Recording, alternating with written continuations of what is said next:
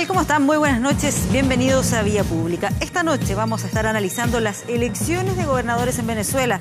Contra todos los pronósticos, ganó el sector más afín al gobierno de Nicolás Maduro. La oposición reclama que el Consejo Nacional Electoral anunció resultados fraudulentos. ¿Hubo realmente fraude o el chavismo sigue fuerte en Venezuela? ¿Cuáles son los escenarios que se abren a partir de estos comicios? Bueno, todo eso es parte de lo que vamos a conversar esta noche acá en Vía Pública, y tenemos también una pregunta en Facebook para que ustedes participen. Está vinculada con este tema. Y la interrogante que les planteamos en el día de hoy dice: ¿el triunfo del oficialismo en las elecciones aleja una pronta salida de la crisis en Venezuela? ¿Sí o no? Ustedes pueden participar ahí contestando esta pregunta en nuestro Facebook. Vamos con los titulares de otras informaciones que han marcado esta jornada.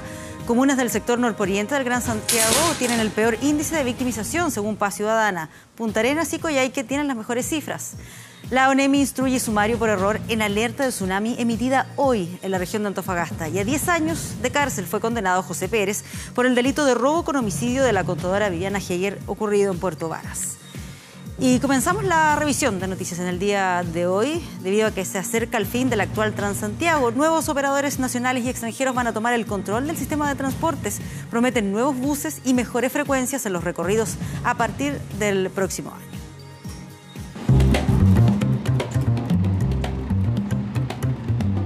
Queda exactamente 1 año y 6 días para que los buses naranjos, celestes, amarillos y rojos dejen el Transantiago.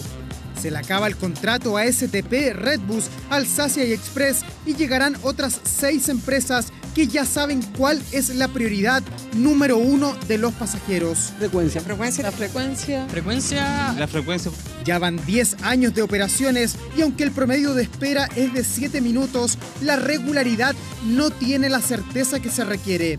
Mejorar ese ítem y la comodidad en los buses exigen los pasajeros. Uno llega atrasado a la pega por culpa de que pasan fuera de servicio o nunca paran. Prefiero una micro así nomás, normal, que salga más cantidad tal vez, pero no los buses Bruga no vale la pena. No sacan nada con colocar buses nuevos, y para lo que duran sería una plata mal invertida. Estos buses uno tiene que atravesar de allá hasta acá colgando por estos fierros.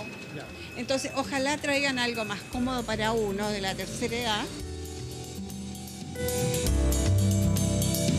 A la brevedad, la ministra Tapia debe adjudicar los nuevos contratos. Llegan 6 nuevas empresas que podrían ser chilenas o extranjeras. En conjunto traerán 90 buses eléctricos y otros 90 con Wi-Fi, piso bajo, 2 pisos o aire acondicionado. Puede ser que, aunque tú vayas más cómodo, aunque el bus sea más silencioso, aunque el bus esté nuevo, tu experiencia de viaje siga siendo mala. O que tú combines con otro bus y que el otro bus esté totalmente destartalado, tu experiencia global de viaje va a ser mala igual.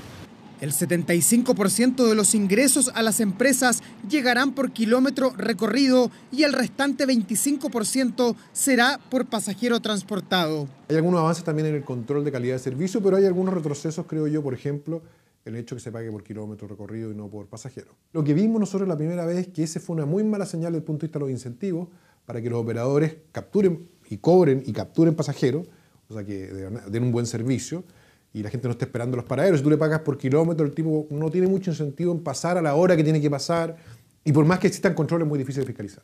Para combatir la evasión, que llega hoy al 30%, cada empresa deberá implementar 20 zonas pagas y 50 inspectores, además de incorporar torniquetes que deberán prevenir la evasión y no ser como estos, que en la práctica no ayudan en nada.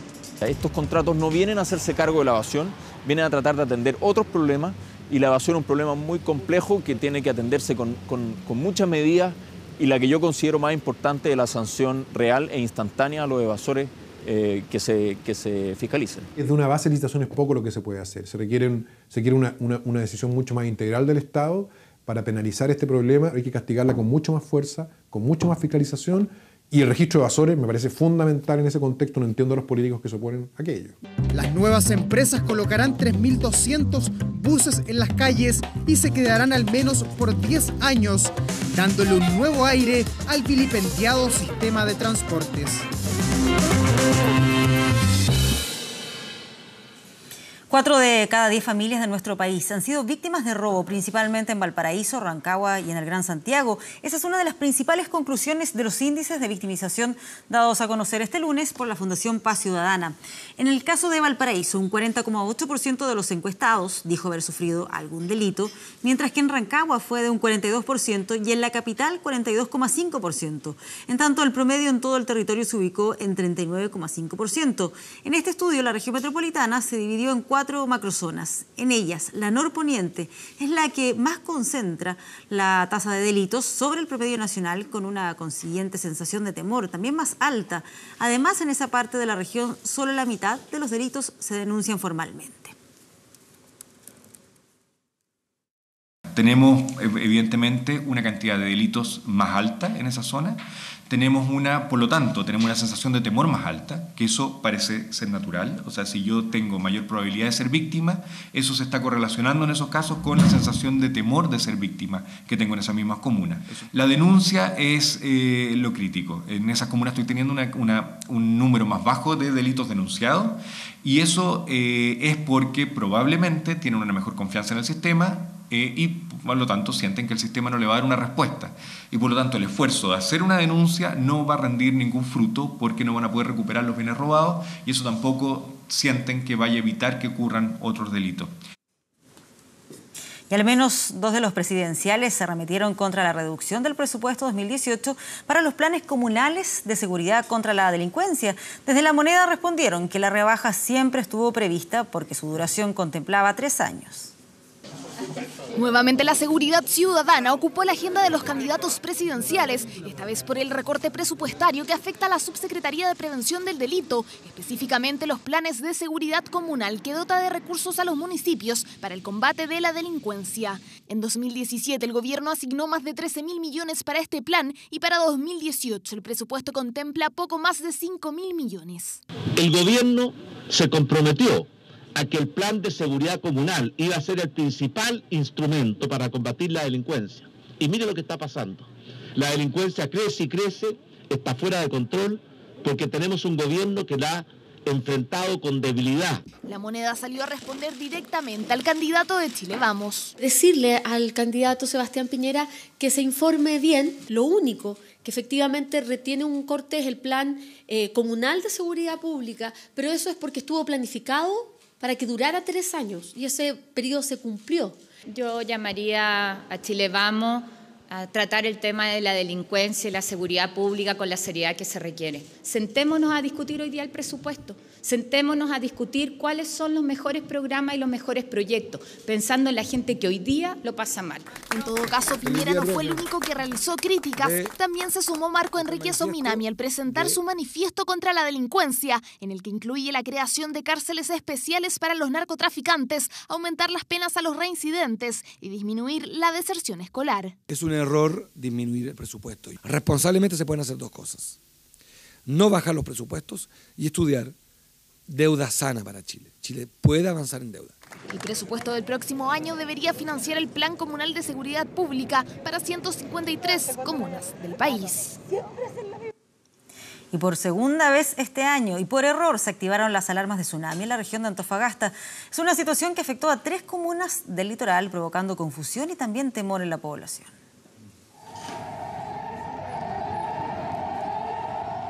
Era pasado el mediodía de este lunes en Antofagasta cuando este sonido alertó a la población. Yo pensé que podía haber sido tsunami o algo así. ¿Se preocupó? Sí, obvio que me preocupé. Me asusté sí un poco porque dije yo, mejor algo pasó. ¿Sabe qué pasó o no? No tengo idea. Sin tener claridad de que había una emergencia real, varios antofagastinos prefirieron evacuar. Pensamos que estaban haciendo ¿cómo se llama? Una prueba. ¿Ah? ¿Tranquilidad si o no, se preocupó? Nos preocupamos no porque es típico que siempre te suena el WhatsApp como alertándote. Sí, estábamos preocupados porque no sabíamos por qué estaban tocando. Y menos mal que ellas se conectaron y dijeron que estaban probando las sirenas, para ver si la gente la escuchaba. Y efectivamente, la emergencia no era real. ONEMI realizaba pruebas que debían ser silenciosas, pero por una falla en el sistema se activó el sonido. Hemos determinado acá de manera interna y también con disposiciones del nivel central la investigación y sumario administrativo, ¿cierto?, para ver las posibles causas que puedan haber originado esto, tanto por personas o por temas de software o técnicas que se puedan haber, digamos, manifestado durante la realización de las pruebas. Así que estamos realizando esa investigación ahora. Segunda activación errónea en menos de 2 meses. Alarma pública que ya se repitió el 29 de agosto pasado. Le hemos pedido directamente al director nacional, el señor Toro, que evacúe un informe directamente a esta alcaldesa para entregar información fidedigna de lo que hoy día está pasando con todas las alarmas de tsunami del borde costero de la región de Antofagasta. También nosotros como dirección regional damos las disculpas, ¿cierto?, a la ciudadanía por lo que puede haber causado este inconveniente. No es nuestra intención nosotros causar este alertamiento innecesario. La investigación al interior de la ONEMI regional determinará si hubo responsabilidades no solo técnicas sino humanas en la activación de las alarmas que una vez más causaron confusión entre los antofagastinos. Y hasta hace poco era una de las mujeres fuertes de Carabineros. Hoy es la primera oficial formalizada en el caso fraude en la institución. La comandante Silvana Maricio reiteró su inocencia mientras la Fiscalía detalló las cifras que recibió en sus cuentas bancarias. Si fuera culpable estaría encerrada en mi casa, escondida, agachando la cabeza, pero no soy culpable. En agosto pasado, la comandante Silvana Maricio nos contaba su verdad, su versión. Una de las mujeres fuertes de Carabineros de Chile había sido apartada de la jefatura en la central de comunicaciones. Su nombre aparecía vinculado al millonario fraude y no solo en la investigación y en las filas uniformadas, sino que también en las redes sociales. Su nexo, el padre de su hija, el mayor en retiro Nelson Valenzuela, uno de los líderes del desfalco que está en prisión. Hay depósitos en mi cuenta corriente que no son depósitos de Carabineros de Chile. Son dineros que entregó el padre de mi hija en razón de pensión de alimentos. Con estos antecedentes fue ella misma quien pidió conocer los cargos en su contra en una audiencia de formalización que este lunes se concretó. Junto a otras 13 personas fue imputada. Facilitó su cuenta bancaria en a lo menos 3 ocasiones, en octubre, noviembre y diciembre del año 2009, para recibir el pago total de 10.924.085 pesos desde una cuenta corriente institucional de Carabineros de Chile. También revelaron los montos que la asocian directamente con su expareja.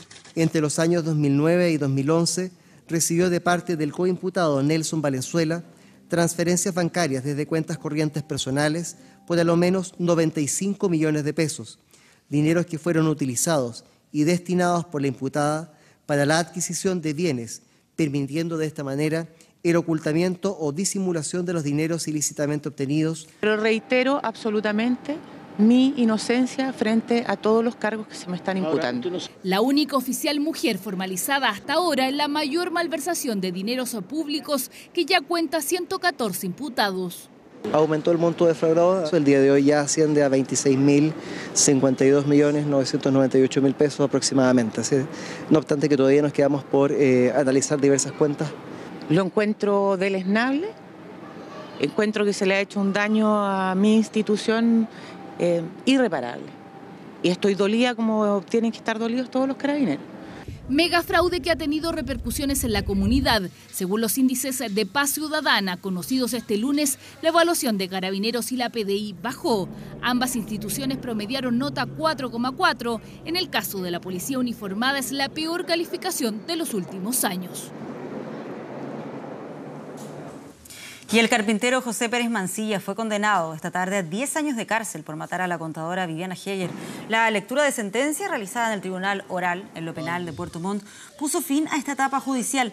El único condenado, recordemos que el viudo Jorge Anguita fue absuelto, deberá pasar una década tras las rejas por el robo y homicidio de Viviana Heyer. Una sentencia menor a la solicitada por el Ministerio Público, quienes estimaban que la condena debía ser superior a los 20 años. En el fallo se reconoció el aporte realizado por Pérez a la investigación, lo que atenuó su condena. De todas formas, la resolución es apelable. Para ello, los investigadores tienen 10 días de plazo. Vamos con Despegar.com, donde encuentras paquetes, vuelos, hoteles, autos y mucho más. Porque en Despegar.com tienes todo para tu viaje. ¿Quieres viajar? Compra hoy y paga muchas cuotas sin interés con muchos bancos. No esperen más y compra tus próximas vacaciones ahora. Despegar.com, viajar es posible. Vamos a una pausa, ya estamos de regreso. Les recordamos la pregunta que estamos haciendo ahí en Facebook, en nuestro fanpage, que está vinculado con el tema del debate esta noche respecto a la situación en Venezuela. Si es que ustedes consideran que el resultado de las elecciones de los gobernadores donde triunfó el oficialismo va a alejar una pronta salida de la crisis de Venezuela, ¿sí o no? Pueden votar ahí. Nos vamos a una pausa y ya regresamos con más Vía Pública.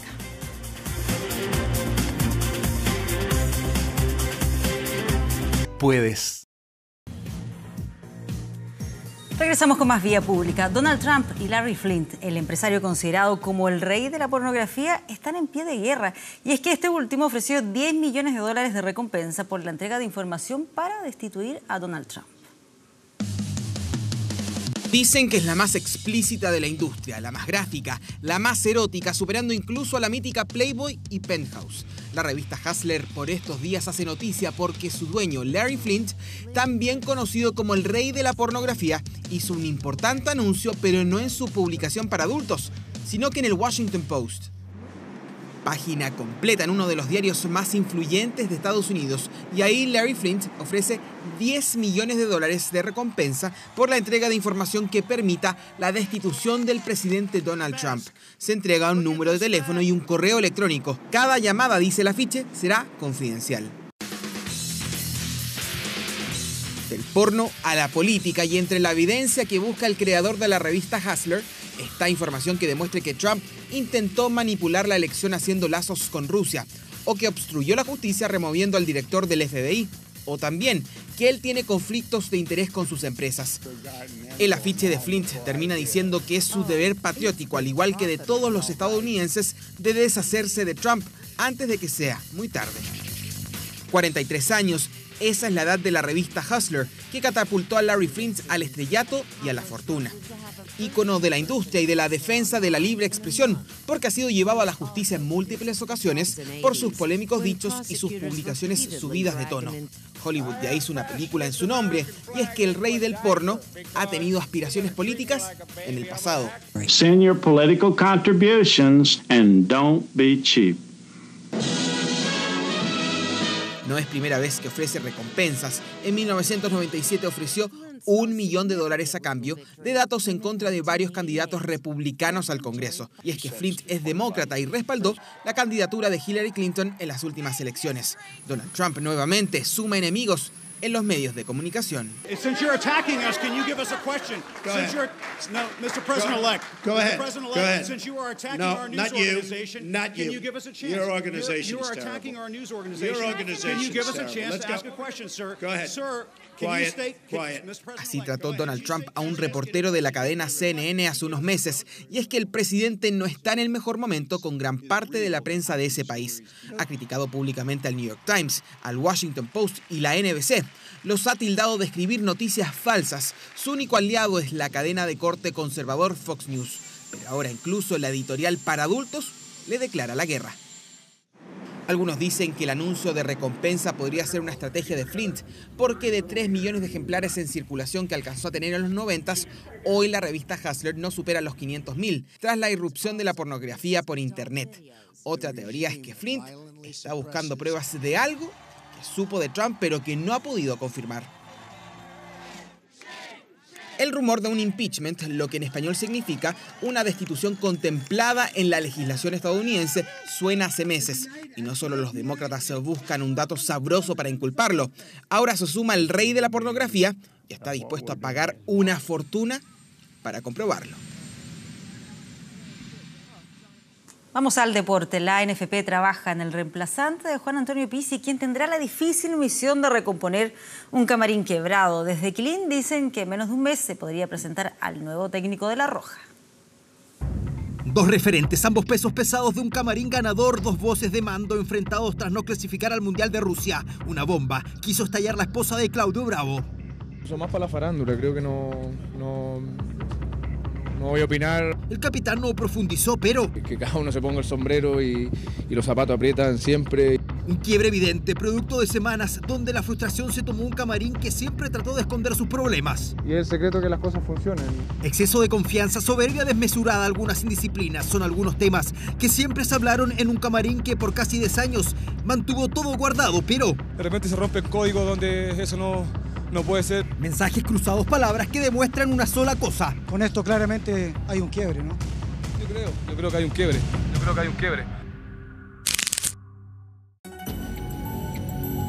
Arturo Vidal ha sido el personaje atacado, el centro de las críticas extrafutbolísticas. Tan poco inteligente que en 10 años va a ser pobre. Tras no clasificar al Mundial, el Rey ha sido el blanco predilecto para evidenciar una ruptura. Él, por su lado, solo sube videos trabajando.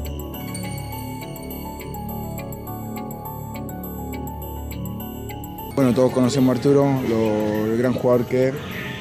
Dentro del grupo es muy querido por todos los compañeros y eso no solamente lo digo yo, te lo puede decir cualquier otro compañero. Está claro que no todos son amigos en el camarín de La Roja, un quiebre sin precedentes y que tras su primer gran fracaso tenía que explotar. Iván Zamorano, ex capitán de la selección desde Italia, tiene su análisis. Cuando todas las distracciones, cuando todas las situaciones polémicas recaen en un solo jugador, no me parece justo. Creo que los responsables son todos, partiendo de la base de arriba, de la directiva, del cuerpo técnico, de los jugadores. En medio de esta crisis, Arturo Salá y su directorio tienen que tomar en estas semanas la decisión más importante de su gestión, elegir correctamente al nuevo técnico de la selección. Una determinación que no tiene espacio para un error. Nombres como el de Manuel Pellegrini suenan fuerte, pero será un periodo donde al escritorio de Salá llegarán muchos currículum, como por ejemplo el de Sven-Goran Eriksson, que está sin club. Creo que quien esté, esto tiene que continuar de la misma forma que hemos sido exitosos. En Quilín ya trabajan en este tema, no hay compromisos en el corto plazo, por eso la decisión no urge, pero desde la NFP dicen que no debería pasar de un mes más. Por mientras, Juan Antonio Pizzi aún sigue visitando a Juan Pinto Durán para dejar un informe de su trabajo. Se sigue cerrando un ciclo con un doloroso fin. 11 de la noche ya con 25 minutos. Vamos a hacer una pausa, pero vamos a estar al regreso con el debate de Vía Pública, analizando qué fue lo que pasó este domingo en las elecciones de gobernadores en Venezuela. Vamos y volvemos.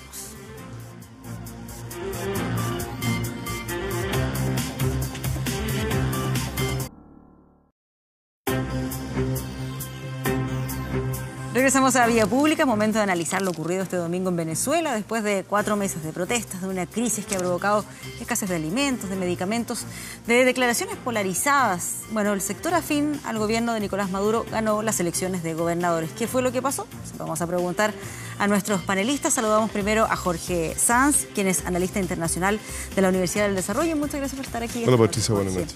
También Alejandro San Francisco, historiador y académico de la Universidad Católica. Alejandro, gracias por acompañarnos. Muchas gracias a ti, Patricia.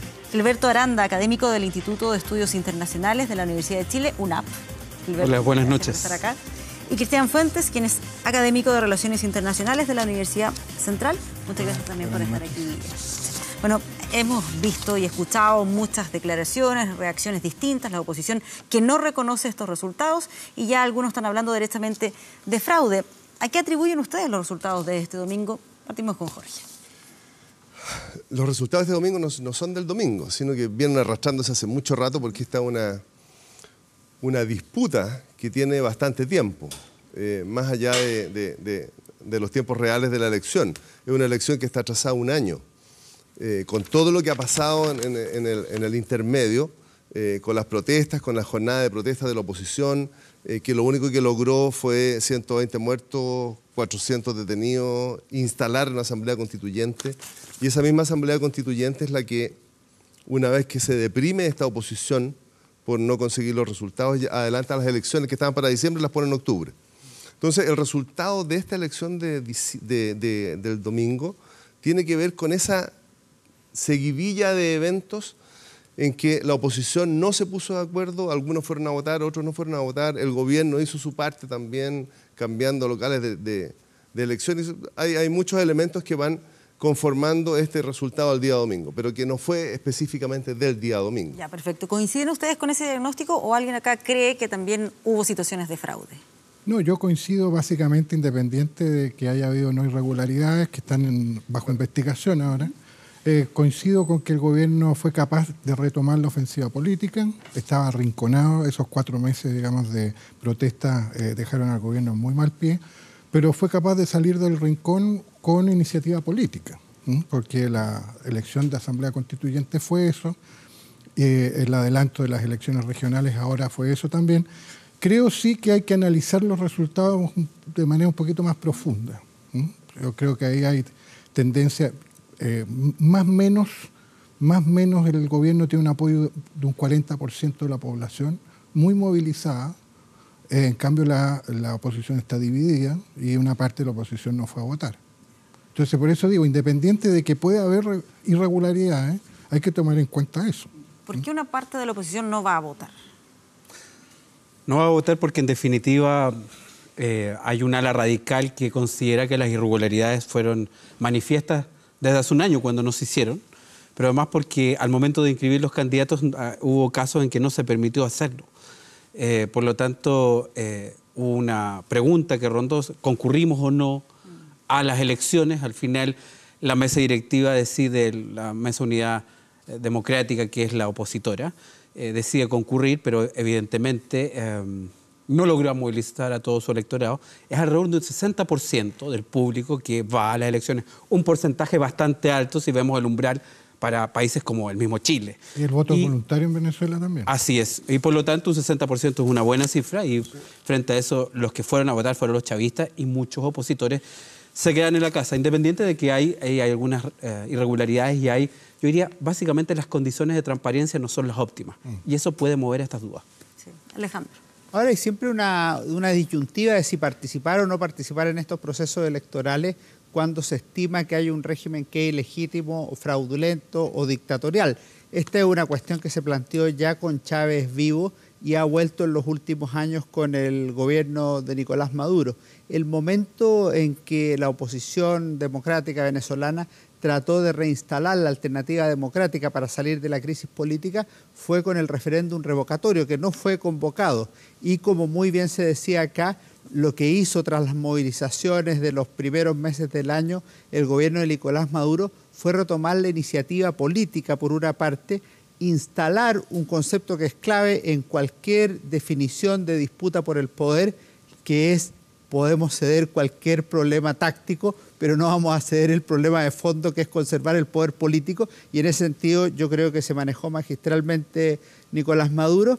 Y lo que anunció el 1 de mayo de convocar una asamblea constituyente, armarla a su amaño y a su antojo, porque quedó en una práctica unanimidad, instalarla y con ello tener un sistema en que controla el poder ejecutivo, el legislativo, el judicial, las Fuerzas Armadas y el poder constituyente, la verdad es que al menos da para pensar a las fuerzas opositoras si tiene sentido o no participar. Y en ese sentido, lo que hizo el gobierno chavista fue provocarle una fisura a la oposición, y en ese sentido personas como Antonio Ledesma o Corina Machado dijeron no vale la pena participar porque este es un sistema fraudulento. Leopoldo López y Lilian Tintori dijeron no, vamos a la elección, pero si uno ve las declaraciones de Lilian Tintori anoche, dijeron aquí nos engañaron, aquí se están dando resultados que no son reales, y parecen darle la razón a quienes dentro de la oposición pensaban distinto a ellos. Sí, puede incidir acá también, lo planteaban algunos en los análisis, la cantidad de venezolanos que se han ido del país, o no es suficiente como para poder incidir en los resultados. La abstención histórica ha sido entre el 30 y el 40%, que es lo que hay ahora. Lo que a mí me convoca respecto de eso es que Chávez y Maduro tenían un concepto de Lenin, que es la revolución permanente, pero ellos tenían el conflicto permanente.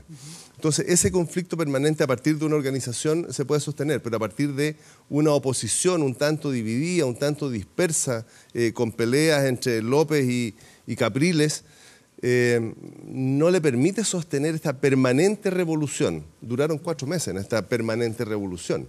Y el resto fue la organización que ha controlado Maduro, lo que los agotó en esta elección. Probablemente, como decían, puede haber quizás fraude, pero la oposición no mantuvo esta potencia que tenían esos 4 meses de la calle, ese dominio de la calle.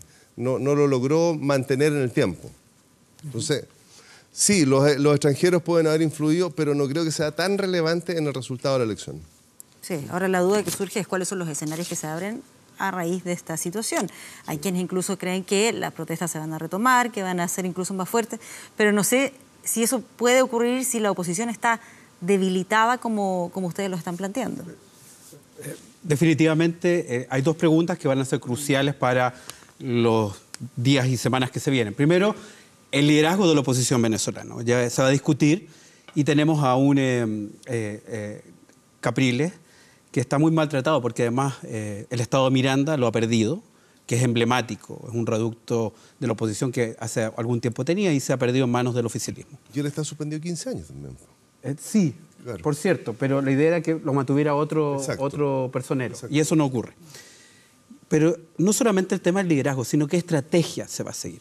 Entonces acá se confrontan 2 miradas. Una es si la estrategia que continúa es la vía electoralista, que es la que perdió, porque esta vía hoy día parece desacreditada, y más bien es la estrategia callejera, la de la movilización permanente, la que podría ir ganando fuerza.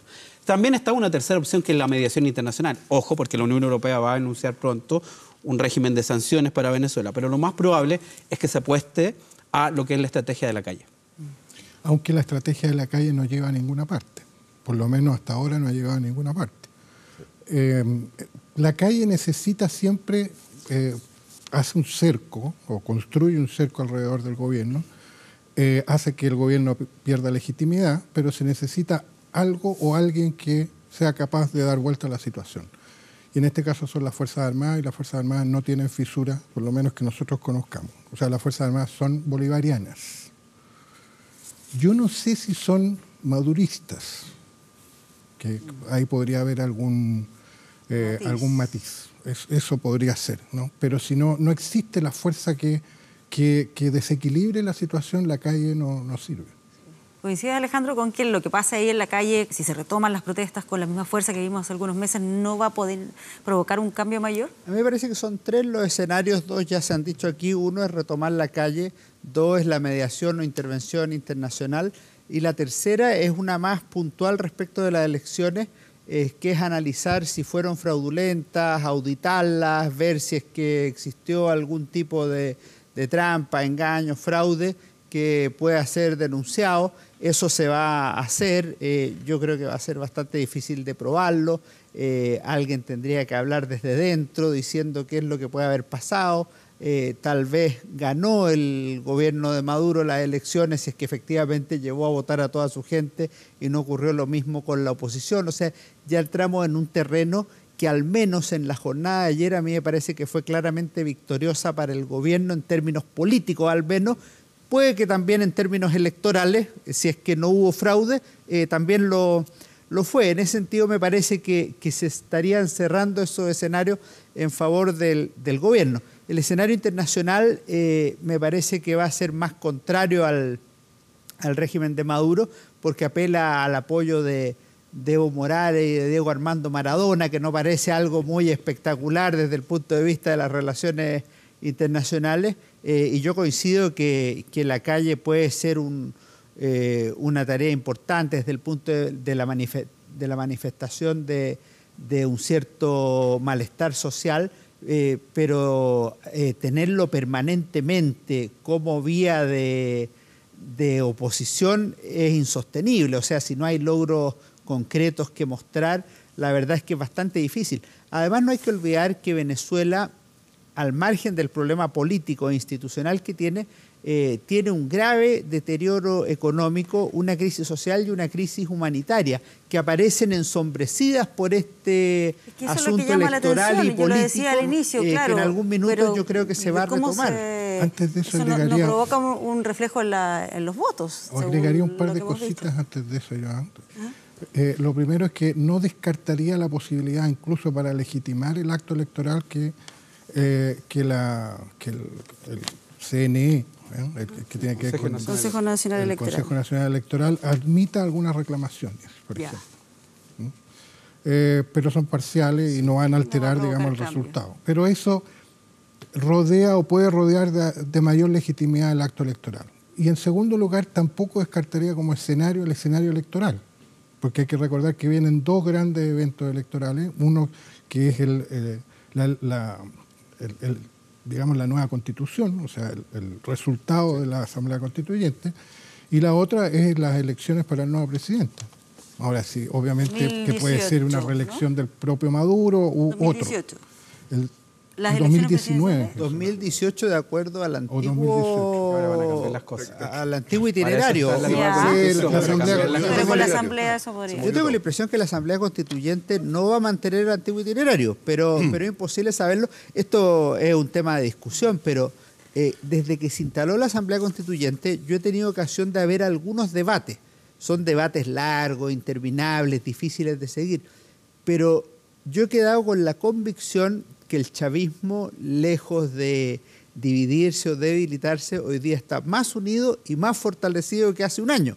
Y eso, la impresión que me genera a mí es que en vez de ceder poder o adelantar elecciones o generar situaciones que pudieran significar una eventual derrota del 2018, por ejemplo, en una elección presidencial que tendría un cuerpo electoral cercano al 70%, por ejemplo, yo tengo la impresión que la Asamblea Constituyente, que tiene todo el poder constituyente originario, dijo Nicolás Maduro, y que además tiene la unanimidad chavista y no, por ejemplo, la dispersión ideológica que tenía la Asamblea Nacional, yo creo que va más bien a tender a posponer los procesos electorales y a consolidar el régimen de Nicolás Maduro o del chavismo. Hay una parte, estando de acuerdo con eso, hay una parte de la oposición, hay que recordar que solo funciona en términos electorales. Entonces, es un escenario casi que no puede evitar, si lo pone el gobierno, de participar en esa elección. Y hay un punto que puede unir a la oposición, que es la revisión de los votos, que lo ofreció el mismo Maduro. Sí, claro. Se lo pidió a la Asamblea Constituyente, que valor relativo. Pero esa revisión de los votos de las actas puede efectivamente unir a la oposición detrás de un objetivo, detrás de un algo, porque hoy día no tiene nada. Ahí el gobierno puede conceder algo, claro, pero que no afectaría el resultado. No va a afectar el resultado, pero les va a dar algo. Pero les va a dar algo, sí.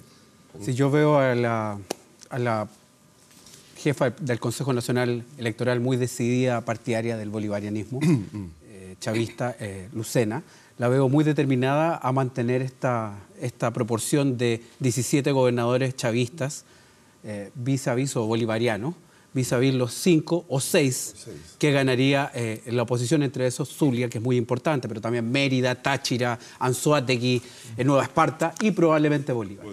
A pesar de que la oposición logra doblar probablemente el número de gobernaciones, ha perdido. Y frente a eso va a haber una división.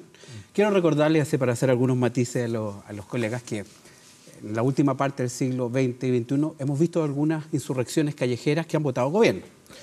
Lo que yo sí pienso que fundar una nueva experiencia política, la insurrección callejera no lo puede hacer, pero sí desestabilizar hasta el punto de agotamiento. Ahí están las primaveras árabes a la vuelta de la esquina, que no lograron fundar nuevos regímenes, pero sí votaron gobierno. Y además, también decir que a mí me parece que efectivamente el que puede desbalancear este sistema es la Fuerza Armada, que en su cúpula es absolutamente bolivariana.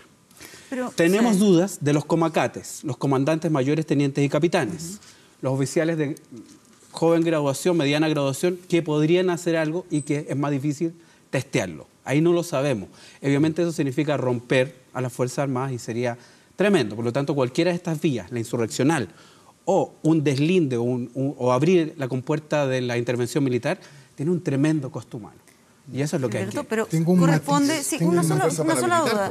¿Corresponde hablar de votar un gobierno si, de acuerdo a la luz de estos resultados del fin de semana, se ve al chavismo fortalecido, a una oposición que directamente perdió?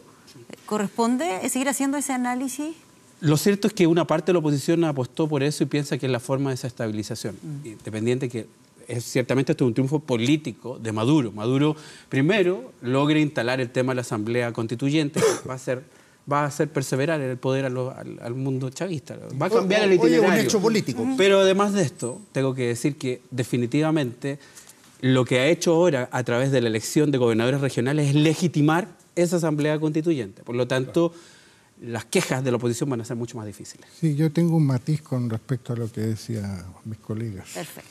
En realidad las insurrecciones callejeras no votan gobiernos. Lo que hacen es estimular la división en el régimen. Y son fuerzas dentro del régimen las que cambian la situación, no las insurrecciones callejeras. Salvo que sea una revolución como propiamente tal, digamos, una guerra civil, pero tampoco la insurrección callejera solamente produce eso, ¿no? Entonces tiene que haber una fuerza armada que sea capaz, digamos, de tomar los resortes del gobierno. Entonces, lo que sí hacen es producir una división en el régimen, y esa división es la que hace que haya o una salida pacífica o un desfonde del régimen y su reemplazo. Ahora eso no puede provocar Eso no es solo una diferencia técnica, es una diferencia política, ¿no? Importante, creo. Eso lo puede provocar la presión callejera, pero también la realidad social. Lo que ocurre con las Fuerzas Armadas es que en términos generales representan transversalmente a la sociedad. Es probable que los miembros de las Fuerzas Armadas que no están en el alto mando tengan primos, hermanos, pololas, amigos que están pasando hambre, que fueron expulsados de la universidad, conocidos que fueron detenidos en las protestas, o sea, un largo etcétera de personas que han sufrido, que se han ido del país, y en ese sentido no son impermeables al problema social que sufre Venezuela. Tienen un enfermo que no tiene las medicinas correspondientes. Entonces, en ese sentido, lo que no vota la calle sí lo puede estar votando la realidad social. No en el sentido de derribar al gobierno, sino de generar una división en el sistema. ¿Pero por qué eso no se nota en estas elecciones? Si esos problemas sociales... Hay dos posibilidades. Una posibilidad es la que denuncia la oposición, que haya habido fraude. La segunda posibilidad es que la gente partidaria del gobierno de Maduro haya ido disciplinadamente y casi por unanimidad a votar, mientras la oposición haya ido a votar en un 50%, y eso coincide con los resultados electorales más o menos de un 33 o 34% por el gobierno y un 30 o 31% por la oposición. Cualquiera de las dos explicaciones podría dar ese resultado, pero esa es parte de la investigación que se tiene que hacer. Yo creo que nosotros, con los datos que tenemos hoy, académicamente tenemos que estar abiertos a las dos posibilidades. No tenemos que tener la libertad de decir hay un fraude y hay que denunciarlo públicamente, pero tampoco podemos tener la libertad de decir es un resultado inobjetable, muy claro, porque los antecedentes que nos han llegado en los últimos meses son equívocos. El triunfo político es del gobierno, pero es político. Electoralmente es un tema más discutible. Sí, es discutible, es cierto. Ahora, claro, el deterioro de las condiciones económicas y políticas y todo eso también puede causar esa fisura en el régimen. Y a eso es lo que apuestan los que impulsan las sanciones internacionales. Ahora, ¿cuándo Estados Unidos va a prohibir, por ejemplo, la importación de petróleo venezolano? Nunca. No. Mientras no lo haga, ahí va a estar Maduro u otro. Pero llama la atención que exista de parte de la Unión Europea, por ejemplo, la preocupación de llevar una ayuda humanitaria, de que Venezuela tenga un 2000% de inflación, de que su peso económico está basado en el petróleo y el petróleo está hipotecado por los rusos y por los chinos, entonces no tienen ni un peso para desarrollarse o para mantener a su población. Y aún así se dan estos resultados. Entonces llama a la duda, llama a pensar, llama a sostener algo más tiene que haber aquí. Sí. Entonces, una de las figuras es que sacaron los locales de votación y se los llevaron a 15 kilómetros de distancia y la gente definitivamente no fue a votar. Entonces, pero hay elementos que empezar a buscar y a pensar porque la lógica no da para obtener ese resultado. O sea, si uno se va a las elecciones presidenciales, 2013, Nicolás Maduro, 50,61%, claro. Enrique Capriles, 49,12%. Claro. Uno pensaría que por lo menos eso se puede mantener, o incrementarse de acuerdo a lo que veíamos. Y el país ha ido esto hacia se abajo. ve muy diferente con los resultados, Claro, donde además participa un 60% de la población. Porque no, la oposición no fue unida. También. Esto es un triunfo político absoluto para el oficialismo, pero no solamente de Chávez respecto a la oposición, perdón, de Maduro respecto a la oposición, sino que también respecto al mismo bloque oficialista. En este momento es el madurismo el que ha logrado capturar todo el espectro político bolivariano, ha impuesto o ha colocado a Delcy Rodríguez, uno de los suyos, al mando de la Asamblea Nacional Constituyente, asamblea que va a hacer cambios más bien de programas sociales elevados a rango constitucional y cambiar las reglas del juego para elecciones y así perseverar en el poder.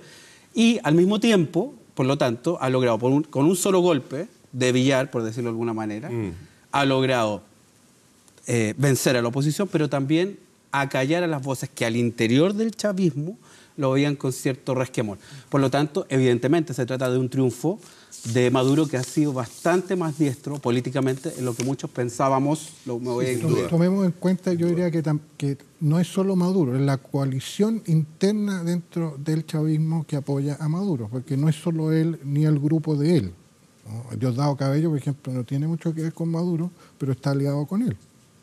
Están muy amigos. Entonces, ahora están amigos. Claro, se reparten lo que queda al poder. El triunfo es más fácil, la amistad. Pero llevan 4 meses de amistad bastante de cercanía, por lo menos. Sí, yo creo que tenemos que tomar en cuenta los escenarios futuros, porque eso tiene que ver, como yo decía antes, yo no descarto para nada, al contrario, creo que ese va a ser el escenario que se va a desarrollar, el electoral, de nuevo. Y la consolidación del poder de esa coalición interna del chavismo alrededor de la figura de Maduro, pero que no tiene por qué ser Maduro el próximo. O sea, no tiene. Si autoriza la reelección la Asamblea Constituyente, recordemos que Chávez, la única elección que perdió fue esa. Claro. Ganó 12 elecciones consecutivas, salvo la reforma constitucional para reelegirse, ¿no? Pero yo creo que podría apostar que la Asamblea Constituyente no va a establecer la reelección. Nuestro pronóstico de Cristian, para ir cerrando ya, Alejandro, ¿cuál crees que es el escenario que se va a dar con estos resultados del domingo? Yo lo encuentro bastante imprevisible. Yo tengo la impresión que la Asamblea Constituyente va a generar un escenario que signifique cualquier eventualidad que implique no conceder el poder el 2018, por la vía que corresponda. No me imagino un escenario electoral con posibilidades de derrota. Las dos oportunidades que tuvieron, que era el referéndum revocatorio y la Asamblea Nacional, no se hizo el referéndum revocatorio y la Asamblea Nacional le hicieron un golpe de Estado y la anularon. No veo por qué hoy, con más poder, teniendo además una Asamblea Constituyente con poder constituyente originario, van a decir, y ahora entregamos el poder. No me lo imagino. Jorge. Yo creo que además de eso va a jugar un factor que va a ser la presión internacional. La Unión Europea tomó la decisión de sancionar a algunos líderes del chavismo, de prohibirles la entrada a Europa y algunos elementos de esa naturaleza. Y Trump, que es impredecible. Entonces, si corta la llegada del petróleo, es probable, a pesar de que California compra por su parte, ¿no? Pero es probable que esta presión internacional sí juegue un efecto. Gilberto. Sí, veo con dificultad que Trump corte la llave del petróleo, pero también veo con dificultad que Maduro se avenga en este momento a ceder el poder. Se trata de un régimen híbrido que tiene características autoritarias y también elementos democráticos, pero a mí me parece que en cualquier caso lo que convendría a Venezuela sería la vía democrática, la electoralista. Lo que ocurre es que hoy día no estoy muy seguro que la oposición opte por aquello, porque definitivamente al concurrir separado, la verdad es que han tenido una debacle electoral después del promisorio elemento que había sido la captura de la Asamblea Nacional. En cualquier caso, me parece que el solo hecho de haber sacado de lo mediático internacional a Venezuela ha sido un triunfo para el propio Maduro.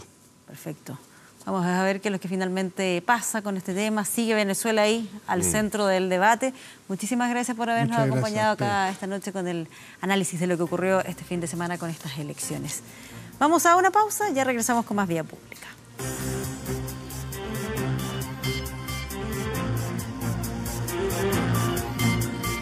La respuesta de la pregunta que les estábamos formulando en el día de hoy. que tenía que ver con el tema del debate sobre lo que está pasando en Venezuela y estas elecciones que se realizaron el fin de semana, donde resultó vencedor el sector afín al gobierno de Nicolás Maduro. ¿El triunfo del oficialismo en las elecciones aleja una salida de la crisis? Sí, dice un 56%, no un 44%. Veamos información de nuestro portal de noticias, 24horas.cl. Tiene que ver con la colusión del papel. La Corte de Apelaciones rechazó el recurso de protección presentado contra el acuerdo conciliatorio alcanzado tras este caso de colusión, descartando ahí el actuar arbitrario del CERNAC en el marco de la negociación. Si ustedes quieren ver el detalle, está todo en 24horas.cl. Veamos la temperatura. A esta hora, ¿cuánto marcan los termómetros? 10,6 grados agradables que se espera para el día de mañana. Si bien hay algunas nubes, de todas maneras 23 grados. Lo mismo para el día miércoles, aunque con el cielo absolutamente despejado. Y estamos llegando al final de este Vía Pública, pero ya lo estamos escuchando. Un día como hoy, 17 de octubre de 1972, nació en Missouri, Estados Unidos, Marshall Bruce Mathers III, conocido en el mundo de la música como Eminem. Este rapero cumple 45 años y sigue vigente en el mundo de la música, siempre polémico, siempre contestatario. Escribió hace poco un rap contra Donald Trump con The Real Slim Shady, tema del año 2000. Despedimos este Vía Pública. Que descansen. Gracias por informarse con nosotros. Buenas noches. Stand up. Will Smith don't got a cuss in his raps to sell records. Well, I do. So him and you too. You think I give a damn about a Grammy? Half of you critics can't even stomach me, let alone